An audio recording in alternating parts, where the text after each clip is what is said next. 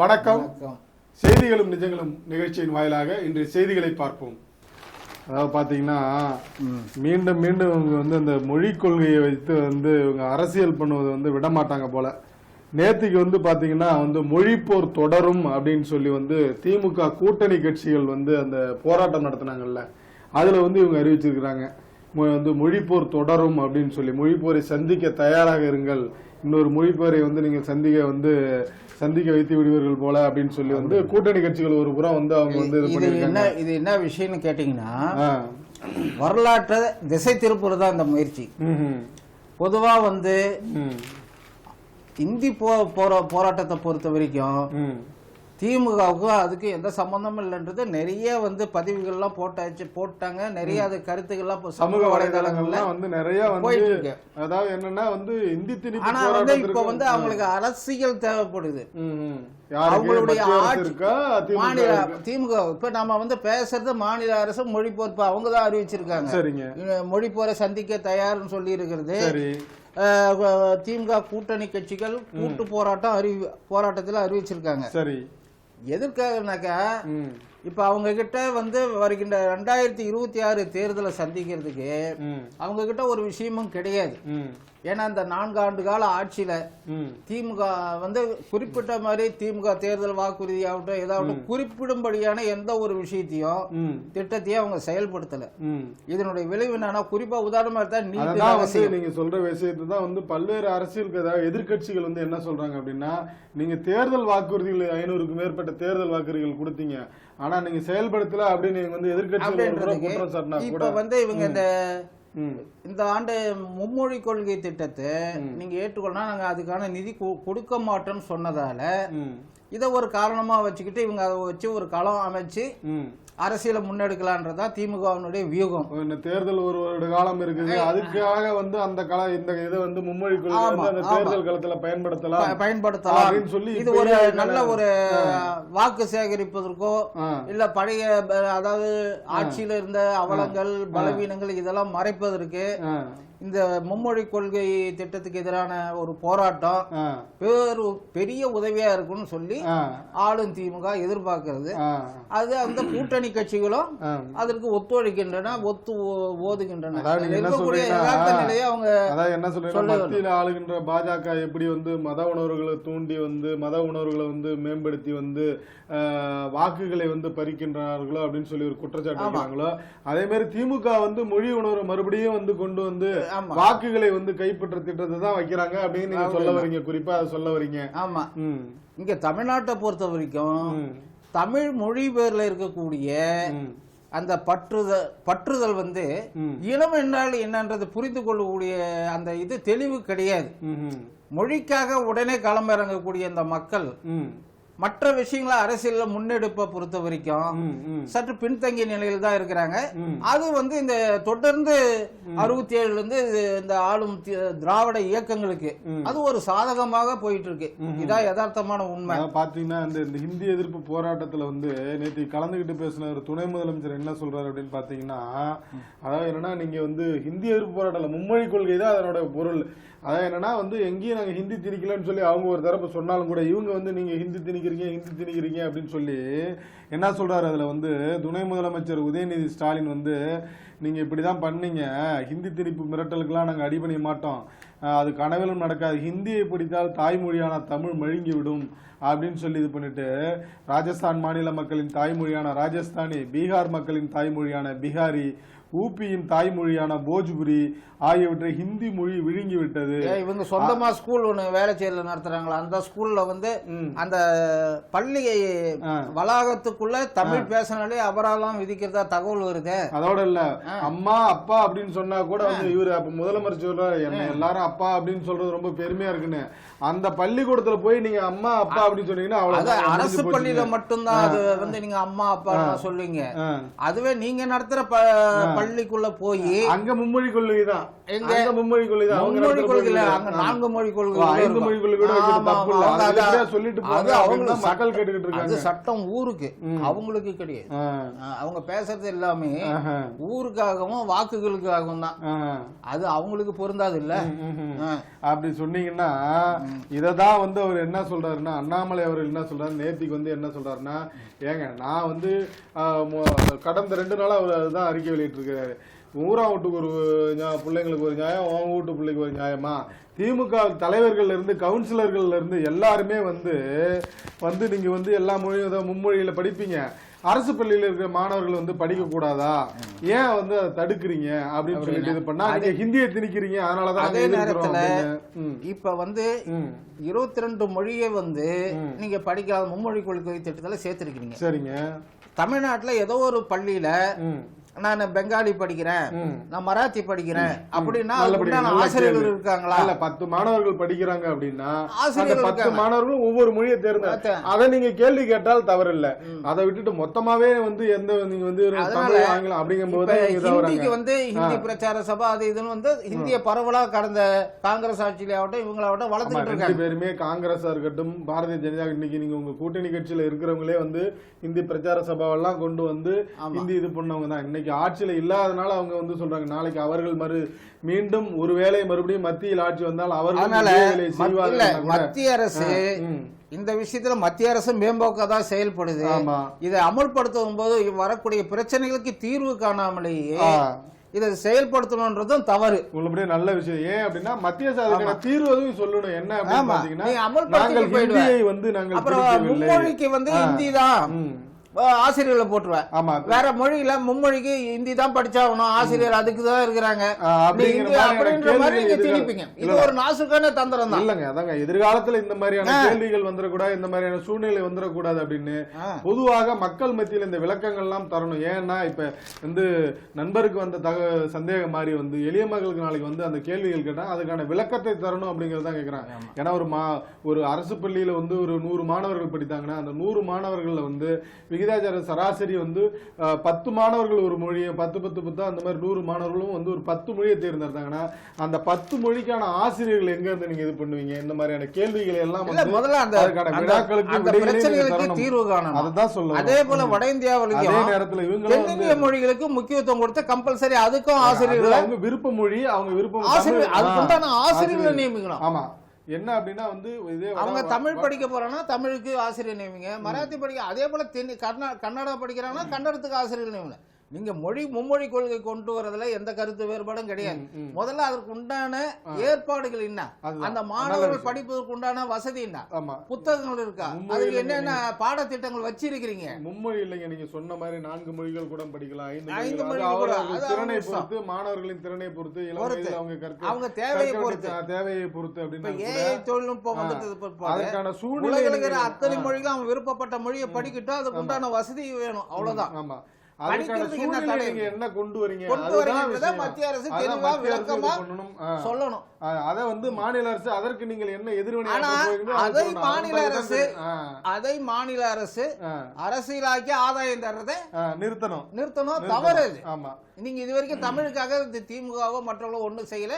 அதற்கு நிறைய நம்ம தனிநபர்கள் பண்ணிருக்காங்க, அதுல திமுகவை சார்ந்தவங்களும் இருக்காங்க. திமுகவுடைய பங்களிப்பு இன்று வரைக்கும் வந்து தமிழே படிக்காம தமிழ்நாட்டுல கர்நாடகாவில் கன்னடம் கட்டாயமாக்கி இருக்காங்க, கேரளாவில் கட்டாயமாக்கி இருக்காங்க. ஆனா தமிழ்நாட்டுல இன்ன வரைக்கும் தமிழே கட்டாயமாக்கப்படல.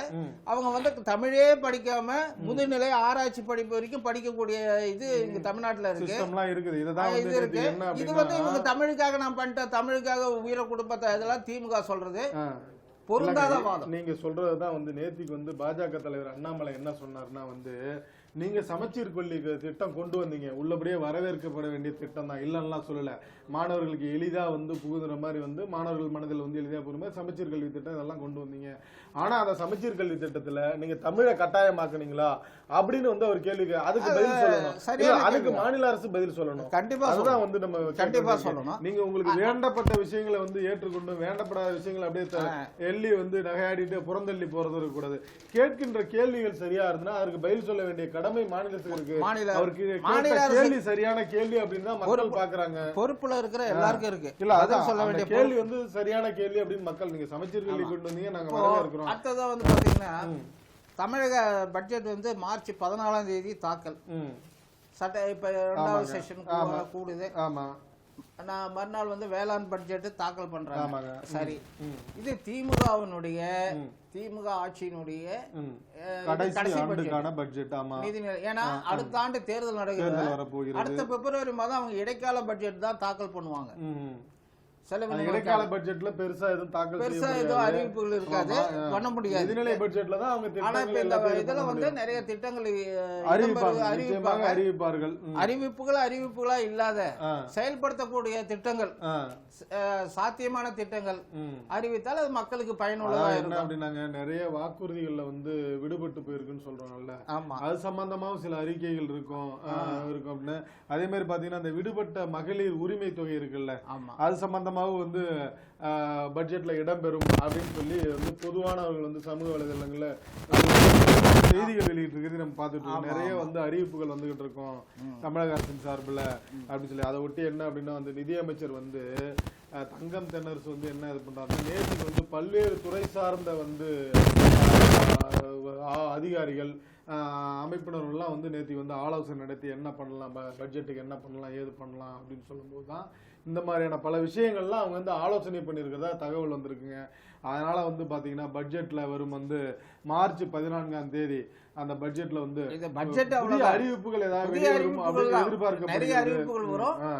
அது ஜனரஞ்சகமான அறிவிப்புகள் இருக்கும், கவர்ச்சி அறிவிப்புகள் இருக்கும்.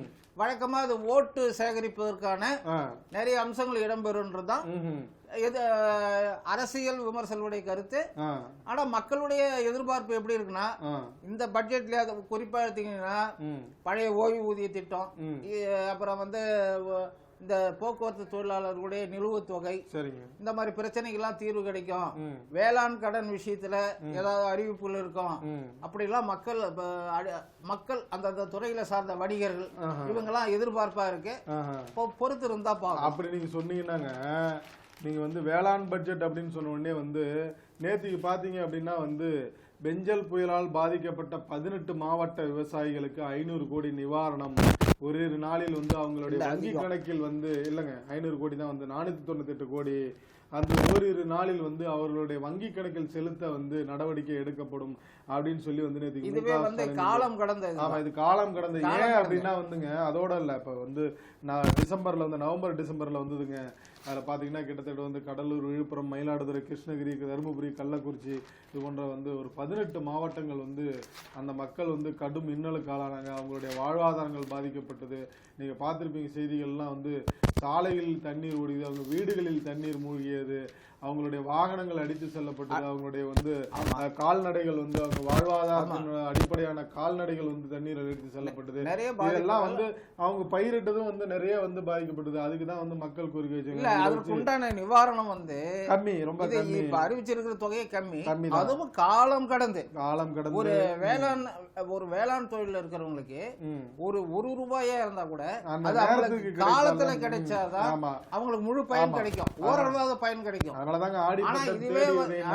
இதுவே வந்து காலம் கடந்த இது சரி, அது அவங்களுக்கு போய் சேருது, இப்பதான் அவங்களுக்கு கிடைக்குதுன்ற பொறுத்த அளவுல மகிழ்ச்சி தான். இல்லங்க, அதுல என்ன சொல்றாரு அப்படின்னு பாத்தீங்கன்னா, அதாவது வந்து மானாவாரி பயிருக்கு வந்து ஹெக்டர் ஒன்றுக்கு 8500 ரூபாய் இது பண்ணிருக்காங்க. அதே மாதிரி வந்து பாசன பயிர் வசதி, நெல் இந்த மாதிரியான பாசன வசதிகள் பெற்ற பயிருக்கு வந்து 17,000 வந்து நீண்ட கால பயிர் மரம் இது போன்றதெல்லாம் இருக்குல்ல, அதுக்கெல்லாம் வந்து 22,500 வந்து அறிவிச்சிருக்காங்க. இது போன்ற தொகையெல்லாம் வந்து இன்னும் ஓரிரு நாட்களில் வந்து உங்க வங்கி கணக்குகளுக்கு ஆய்வு எடுத்திருக்காங்க.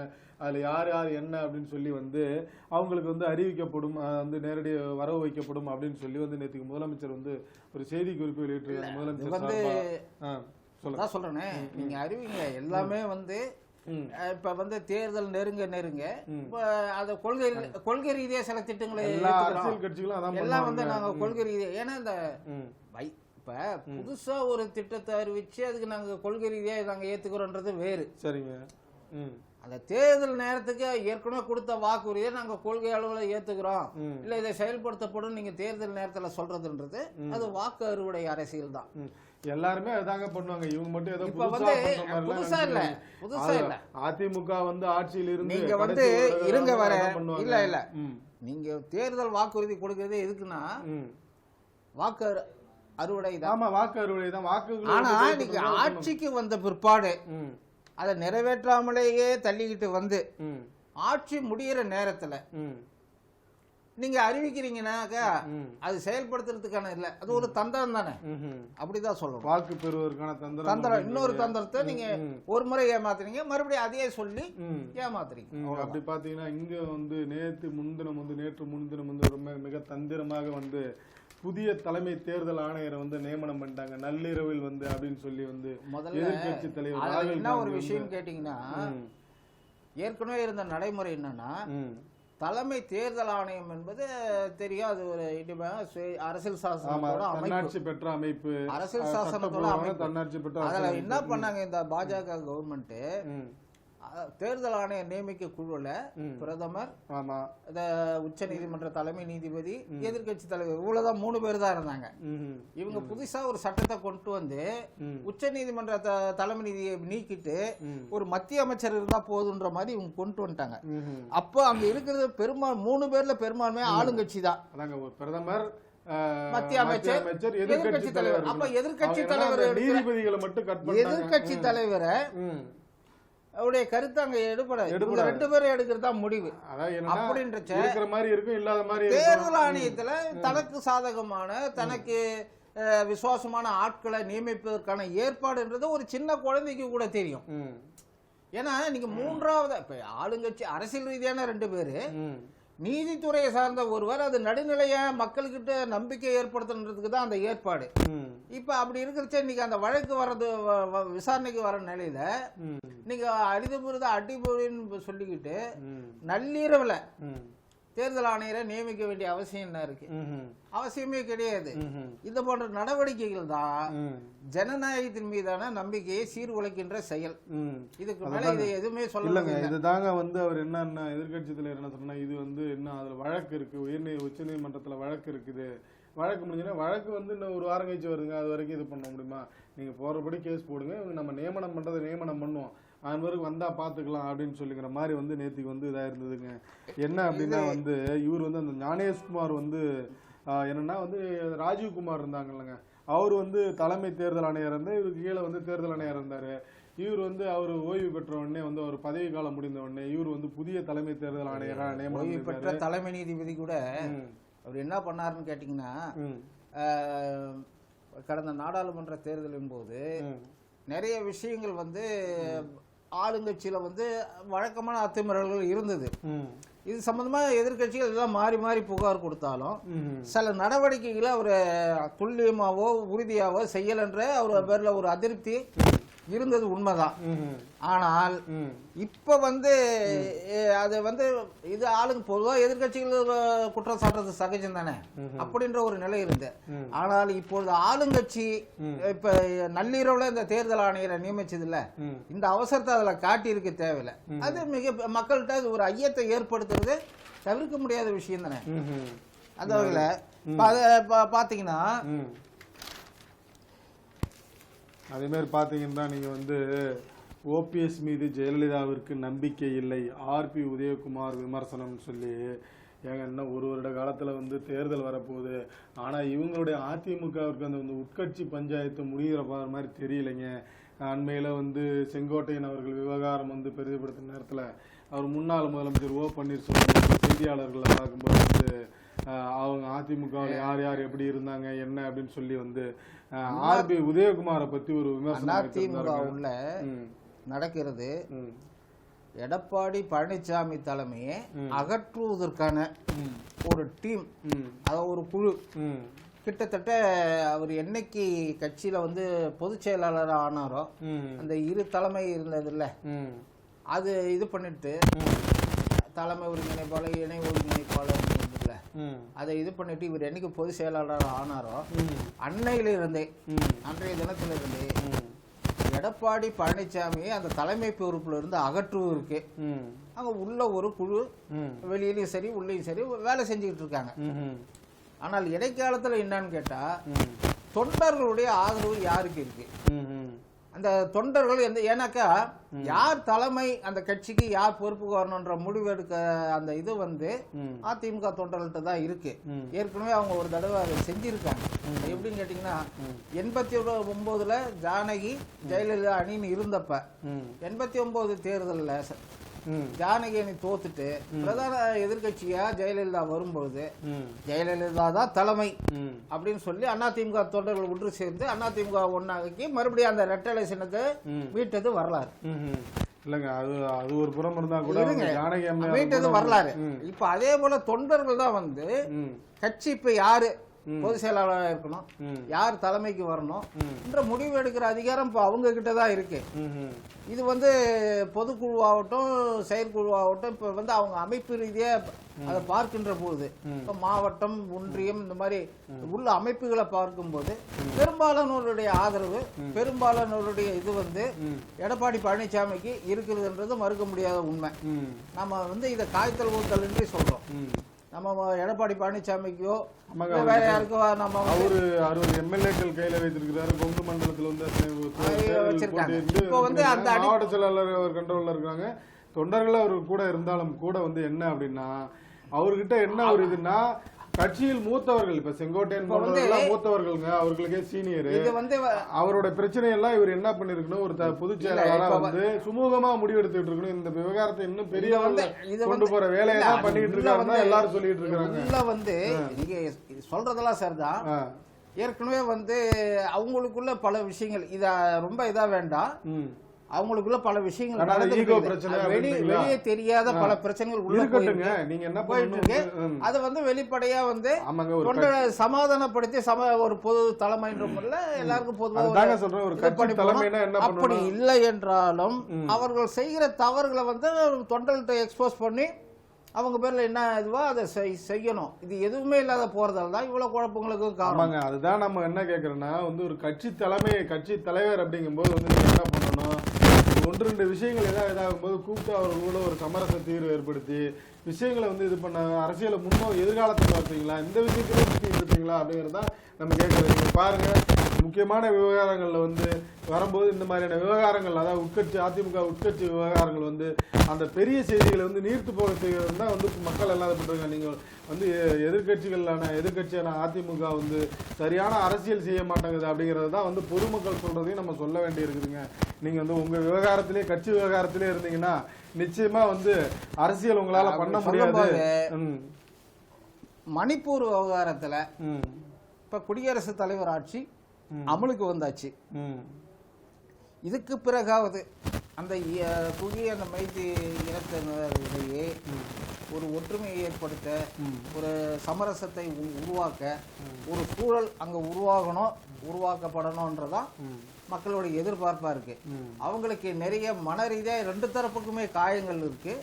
இந்த காயங்களை ஆற்றுகின்ற வகையில் இப்ப அமைந்த ஆளுநர் ஆளுநர் ஆட்சியாகட்டும், குடியரசுத் தலைவர் ஆட்சி மற்றும் உள்துறை தான் அதனுடைய கட்டுப்பாடு.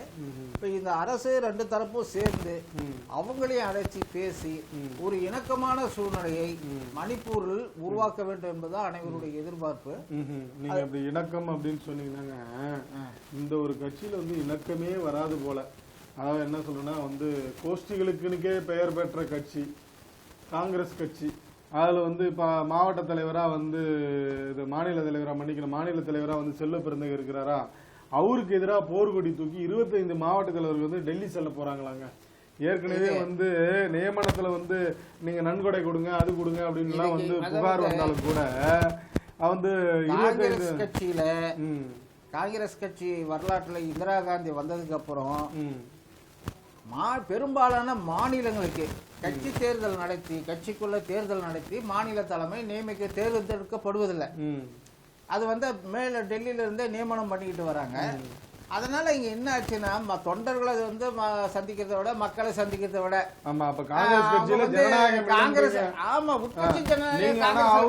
வந்து வெளியில வந்து நாட்டுல ஜனநாயகம் இல்ல, வெளிநாட்டுல போய் ஜனநாயகம் இல்ல, இந்தியாவில ஜனநாயகம் அவங்களே உங்க கட்சியில முதல்ல ஜனநாயகம் இல்லைங்க. நீங்க மாவட்ட ரீதியா வந்து தேர்தல் நடத்துங்க, நியமன பதவி தான் அதெல்லாம் இருங்க.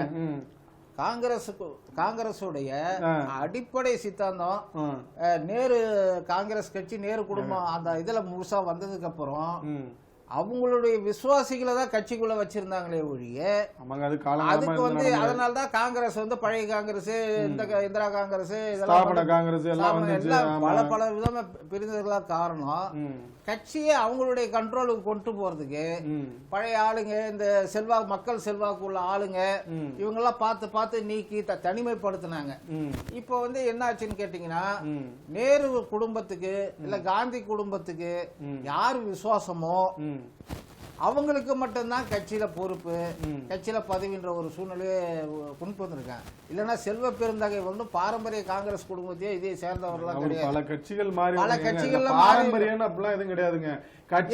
பணியாற்றுறீங்களா? உங்களுக்கு பாரம்பரியம் நான் எதற்காக சொல்ல வந்தேன்னா ஒரு கட்சின்னு இருந்தாக்கா அவங்க பல காலம் அந்த கட்சியில எவ்வளவு காலம் இருக்காங்க, இந்த கட்சிக்கு என்ன செஞ்சிருக்காங்க, மக்கள் அங்க வந்து அந்த பணிகள் இவர் பல கட்சியில இருந்து மாறி வந்தவரு எப்படி ஒரு காங்கிரஸ் ஒரு தலைமையை ஏற்று நடத்த முடியும்? அதை எல்லாரும் எப்படி ஏத்துப்பாங்க? அதெல்லாம் கருத்து வேறுபாடுகள் வரதான் செய்யும், இது இருக்கதான் செய்யும். இது வரும் தெரிஞ்சு மறைமுகமா பல வேலைகள் செய்து வந்திருக்கிறாரு. ஆமா, இவர் மட்டும் நான் நேரா வந்துட்டாரு. அப்ப அதனாலதான் ஒருவேளை அவர் வந்து புதுசா வந்து நாங்க மாவட்டத்தில் நியமிக்க போறோம், நீங்க நன்கொடையா கட்சிக்கு காசு தாங்கன்னு சொல்லி எல்லாம் வசூலிச்சாரோ, வசூலிக்கிறதுக்கு ஏற்பாடு பண்ணாரோ, அப்படி இது பண்ணாதான் அப்படிலாம் நீங்க வசூலிக்க கூடாதுன்னு சொல்லி அவருக்கு எதிராக 25 மாவட்ட தலைவர்கள் வந்து முஸ்லிப்புங்க நேரா டெல்லி போறோம், போய் வந்து எங்க கட்சி தலைவர் மல்லிகார்ஜுனைக்காக பார்க்க போறேன்னு. ஏங்க நீங்க மல்லிகார்ஜுனை பாருங்க, கார்கியாவில் பாருங்க, வேணான்னு சொல்ல கூடவே வந்து உண்மையான கட்சி தலைவர் ராகுல் காந்தி அவரையும் பார்த்துட்டு வந்துருங்க, அப்படின்னா இது செல்லுபடி ஆகும் அப்படிங்கறது நம்ம சொல்ல வேண்டி இருக்குது. ஆமா, இதோ வேறு பாத்தீங்கன்னா இந்த கட்சிகள் பிரச்சனை பல்வேறு விவகாரங்கள் எழுப்பிட்டு சரிங்க.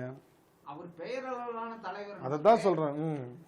இந்தியாவில் இருக்கிற அத்தனை மக்களுக்கும் தெரியும், அத்தனை பேருக்கும் தெரியும். அரசியல் இருக்க மாட்டோம், அரசியலுக்கு அப்பாற்பட்டவங்களுக்கும் தெரியும். சரிங்க. இப்ப தலைமை யாருக்கிட்ட இருக்குன்னு கேட்டீங்கன்னா இப்ப வந்து தலைமையில வந்து இருந்து கட்சிக்குள்ள எடுக்கிற அனைத்து முடிவுகளும் சோனியா ராகுல் காந்தி தாங்க. ராகுல் காந்தி பிரியங்காங்க இல்ல அந்த குடும்பம் வந்து 3 பேர் தான் எல்லாமே. அப்படியே இருந்தா கூட அவங்க 3 பேர் விவாதிச்சுதான் முடிவு எடுக்கிறாங்க. சரிங்க. காங்கிரஸ் தலைமை என்பது, காங்கிரஸ் கட்சி என்பது சோனியா ராகுல் காந்தி அந்த காந்தி குடும்பத்துக்கு கையில் தான். இதுதான் காலங்காலமா இருக்கிறதாங்க. இது இல்லைங்க நம்ம புதுசா சொல்றேன். காந்தி குடும்பத்திற்கு வந்து பாத்தியப்பட்டதுதான் காங்கிரஸ் கட்சின்னு முடிஞ்சு போச்சுங்க. அதுல என்னங்க நம்ம அது புதுசா நம்ம சொல்ல வர்றது என்னன்னா அந்த நிலை இன்னமும் தொடருதுன்னு தான். அதுதான் சொல்றேன், எந்த மாற்றமும் இல்ல. நடுவுல கொஞ்சம் அப்படி இப்படின்னு வந்து நிறைய இது பண்ணாங்கன்னு கூட இன்னமும் வந்து அப்படி நீங்க சொன்னீங்கன்னா வந்து காங்கிரஸ் கட்சி மட்டும் இல்லைங்க, திமுகவிலேயும் நிறைய மாவட்ட செயலர்கள் வரிசையா மாற்றிக்கிட்டே இருக்காங்க. அண்மையில வந்து பாத்தீங்கன்னா ஒரு 4-5 மாவட்ட செயலாளர்கள் பொறுப்பாளர்கள்லாம் மாத்தினாங்க. அதே மாதிரி மறுபடியும் வந்து திமுகவில் வந்து மாவட்ட செயலாளர்கள் மாற்றம் அப்படின்னு ஒரு தகவல் வந்துகிட்டு இருக்குதுங்க. மாற்றம்ங்கிறதுல கூடுதலாகவும் நியமிக்க போறாங்களா, ஒரு மாவட்டத்தை 2ஆ பிரிச்சு இது பண்றதையும். உங்களுக்கு வந்து பொறுப்புகள் கொடுத்தாகணும். அப்ப வந்து நீங்க பொறுப்பு மாவட்ட செயலர் மாத்திட்டு புதுசா மாவட்டங்களை பிரிச்சு, ஒன்றியங்களை பிரிச்சு, மேற்கு ஒன்றிய செயலாளர், கிழக்கு ஒன்றிய செயலாளர், வடக்கு மாவட்ட செயலாளர், தெற்கு மாவட்ட செயலாளர், கடைசியில பிஜேபி மாதிரி அவங்களும் ஆயிடுவாங்க.